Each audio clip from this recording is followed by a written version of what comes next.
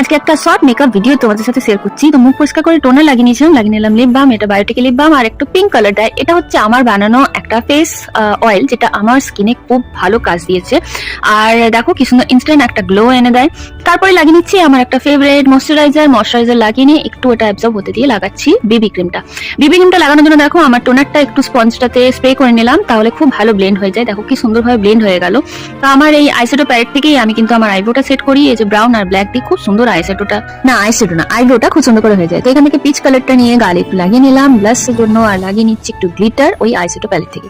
এবার কিন্তু কাজলের পালা, কাজল দিয়ে আমি আই মেকআপটা করবো। লাইট করে উপরে লাগিয়ে নিয়ে একটু আঙুলে করে এটাকে ভালো করে মার্জ করে দেবো, আর একদম লাইট স্মোকি একটা ফিনিশিং আসে। আর চুলটাতে একটা ক্লিপ লাগিয়ে নিয়েছি, ড্রেসটা পরে নিয়েছি। ড্রেসটা কেমন লাগছে নিশ্চয়ই বলো।